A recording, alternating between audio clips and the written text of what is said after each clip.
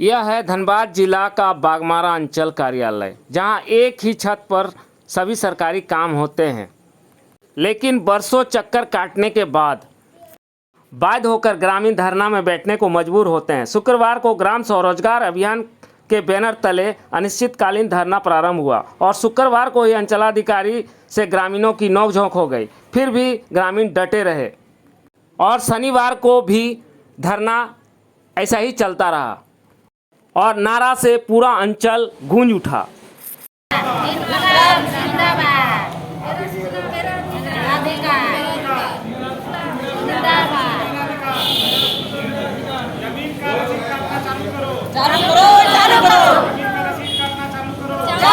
चालू करो।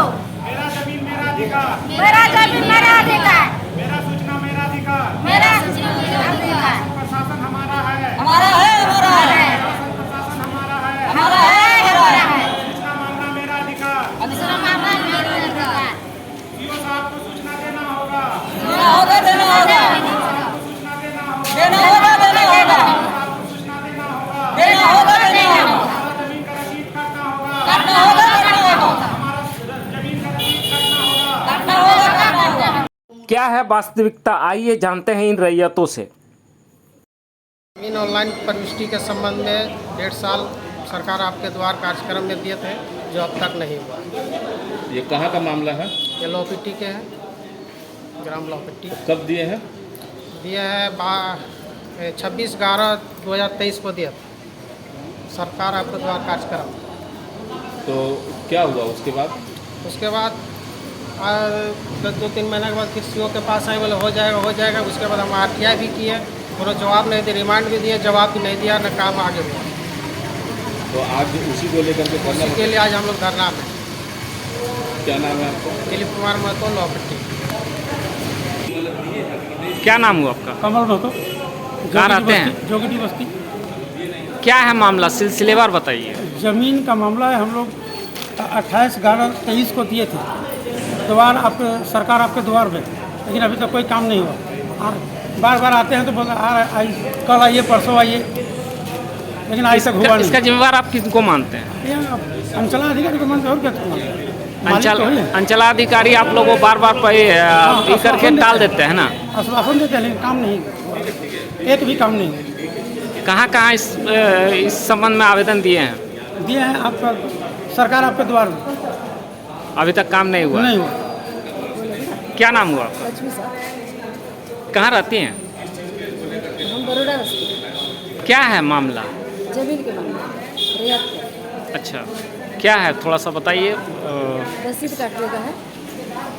कब से ये मामला लटका हुआ? 2020 से नया पदाधिकारी आ रहे हैं और वो ऐसे 10 दिन करके टाल दे रहे हैं। 2024 आ गए, लेकिन मेरा काम अभी नहीं हुआ।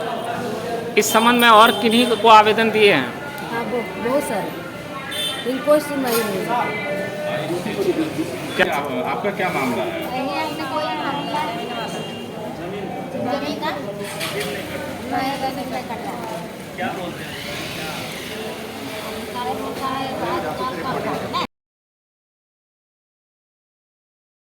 अब जानते हैं RTI कार्यकर्ता जगत महतो से क्या है पूरा मामला। इस मांग को लेकर बैठे हुए हैं। ये बाघमारा अंचल के विभिन्न गांव से आए हुए रैयतों की समस्या हैं। ज़मीन संबंधी समस्या इन लोगों का है। इन लोगों ने सरकार आपके द्वार में, अंचल कार्यालय में और सरकार आपके द्वार के कैंप शिविर में अपने ज़मीन के सुधार के लिए, ऑनलाइन रसीद कटवाने के लिए, प्रविष्टि के लिए, मोटेशन के लिए सारे लोगों ने आवेदन दिया हुआ है। साल, 1.5 साल, 2 साल लोगों की समस्या से ये लोग पीड़ित हैं। काम नहीं होने के कारण इन लोगों के द्वारा RTI के द्वारा अपने आवेदन के बारे में जानकारी मांगा गया। अंचल अधिकारी द्वारा कोई जानकारी नहीं दिया गया। तो हमने इन लोगों के आग्रह पर अंचल कार्यालय में आवेदन दिए और RTI के तहत इनसे सूचना मांगे कि सरकार आपके द्वार में जितने रैयतों का मामला है क्या निष्पादित हो गया है और किनका किनका लंबित है। अंचल अधिकारी ने काफ़ी विलम्ब से मुझे 1 महीना पहले इसकी जानकारी दिया और उन्होंने, अंचल अधिकारी ने इसकी जानकारी मुझे दिया और उन्होंने अपने सूचना पर लिखा है कि सारे लोगों का बाघमारा अंचल में जितने आवेदन हैं सारे का निष्पादन कर दिया गया। इन लोगों से जब हमने बात की है और इन लोग का आवेदन को ट्रैक किए तो एक भी आवेदन का निष्पादन नहीं हुआ। तो बाध्य होकर फिर हमने अंचल अधिकारी को इस संबंध में जानकारी दिए कि सारे रैयतों का आप समस्या का निष्पादन कीजिए, नहीं तो हम लोग पूर्व घोषित कार्यक्रम के तहत 9 अगस्त से आपके कार्यालय में धरना में बैठेंगे। आज उसी के लिए धरना चल रहा है। कब तक सर? अंचल अधिकारी महोदय से और जिला के तमाम अधिकारी महोदय से आग्रह किए हैं कि जल्दी से जल्दी इन लोगों की समस्या का निदान कीजिए।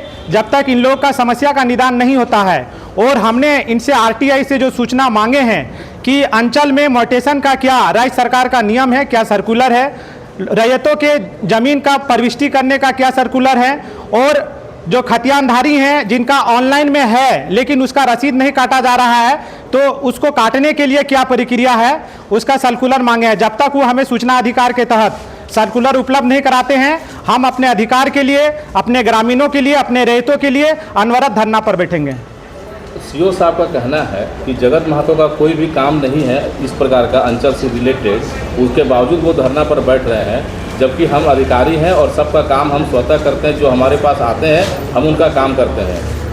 तो इस पर आपका क्या कहना है? पहली बात तो सीओ साहब ने जो ये बात बोली है पूरी तरह से कोरा झूठ है। हमारा ये अधिकार है, हमारा ये अंचल है, शासन प्रशासन हमारा है।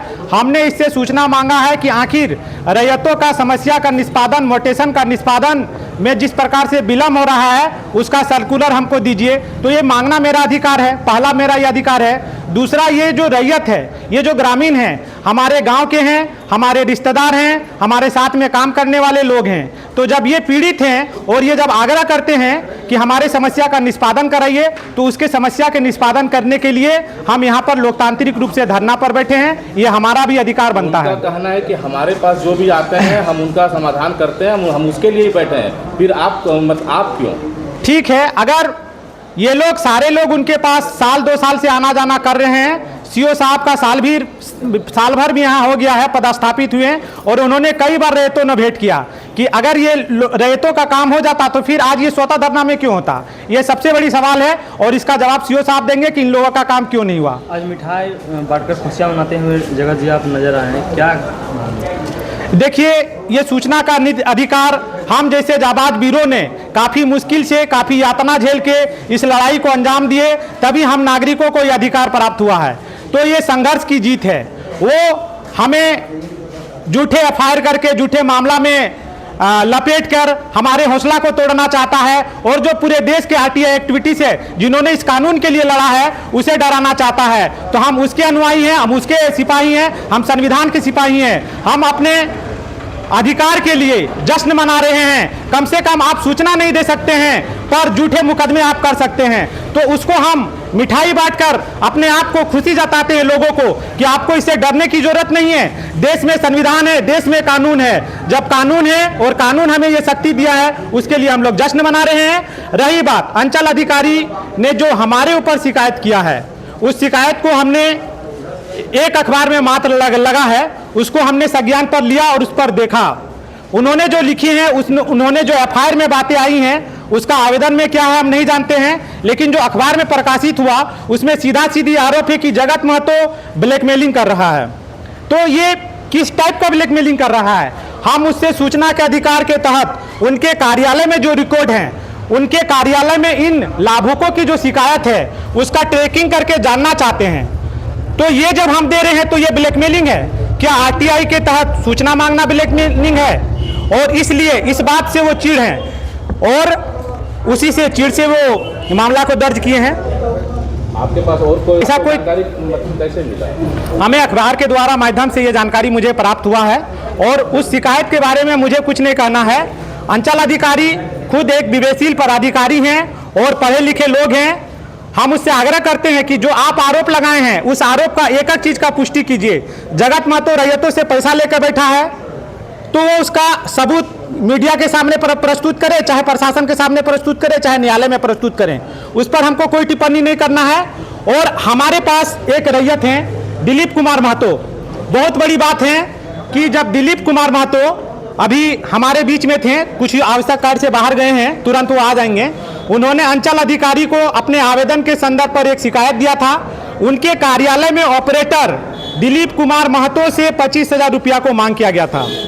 उन्होंने अंचल अधिकारी को इसकी शिकायत किया कि अंचल अधिकारी महोदय, आपका ऑपरेटर हमसे पैसा मांगा था, हमने पैसा नहीं दिए, लिखित में ये दिया था, हमने पैसा नहीं दिए, इसलिए मेरा जमीन का जो रिकॉर्ड है उसमें गलत प्रविष्टि किया। अंचल अधिकारी महोदय ने उस बात जब मीडिया में प्रकाशित हुआ तो अपने सर्विस मोबाइल से हमें फोन कर करके धमकाया और उस रैयत को धमकाया जिन्होंने शिकायत किया कि आपके कार्यालय में भ्रष्टाचार है, आपका ऑपरेटर पैसा मांगता है। उस पर वो संज्ञान नहीं लिया, उल्टा शिकायतकर्ता को धमकाया, उल्टा आरटीआई एक्टिविटीज को